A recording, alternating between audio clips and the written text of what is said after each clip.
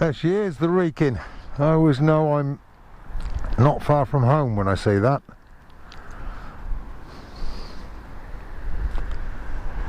Okay.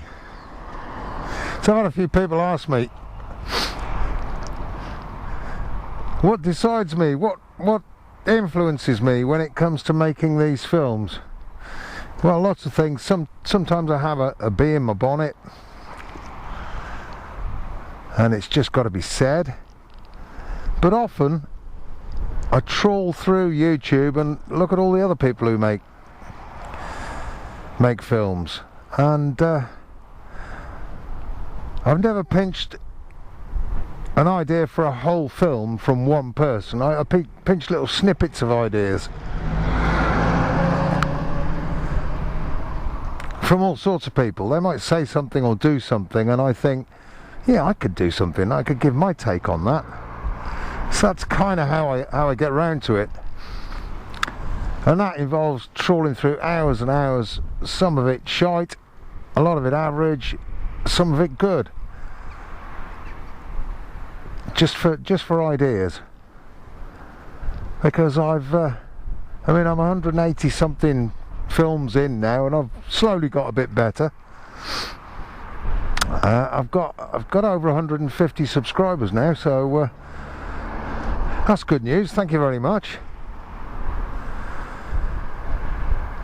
But it's not mainstream. Motorcycling isn't. I mean, we've got kind of we've got the motorcycle show on TV.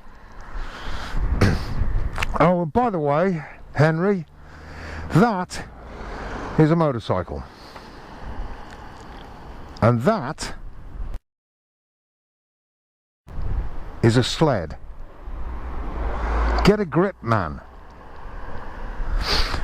Right, yeah, so I kind of just muddle my way through. There's no script, no plan. I don't plan a route. I don't plan how long a film's going to be. I mean, I'll leave the camera running. You might get 2, 3, 4 films out of one session. I just have to remember to pause so that I can kind of gently blend in from the start of the film.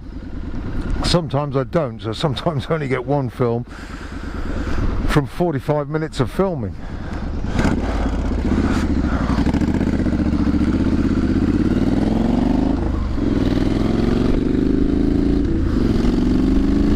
So today, yeah, what am I talking about?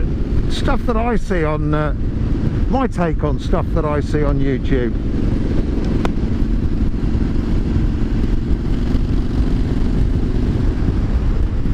One thing I have noticed, there's a lot of people, the title on the film is,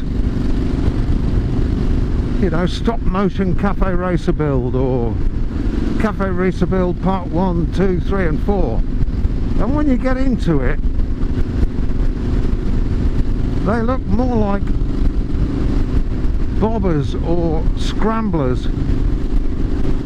I mean, cafe racers back in the day, I believe the phrase was coined back in the Mods and Rockers days, when they'd stick a tune on the jukebox in the Ace Cafe, jump on their Triumph, BSA, Norton, Matchless, AJS, whatever it was they had, race up the road to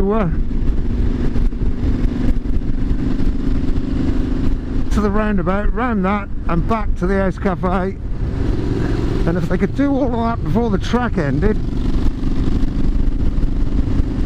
then they were like officially a ton-up boy, or I don't know what they were officially, but you know, that was the target anyway.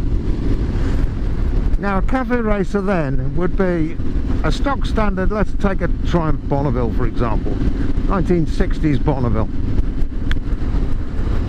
They'd stick clip-ons on it. That warrants it being a cafe racer right from the start. Because some of these guys didn't have loads of money, so clip-ons would be the first thing. They might put reverse cone megaphone silencers on it, so it made a bit more noise, and rear sets, and it might have a big old either fiberglass or alloy tank and a single racing style seat.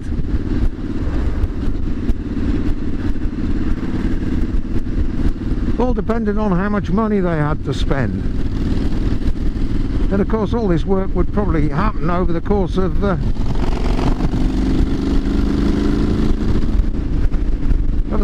time. They wouldn't do it all in one hit.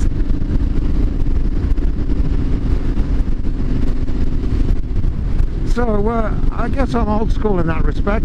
When I see these titles that say Cafe Racer and it's not got low bars and, you know, chin on the tank, arse in the air kind of stance, then to me it's a bobber, a scrambler, a street tracker, or whatever. It's still a custom.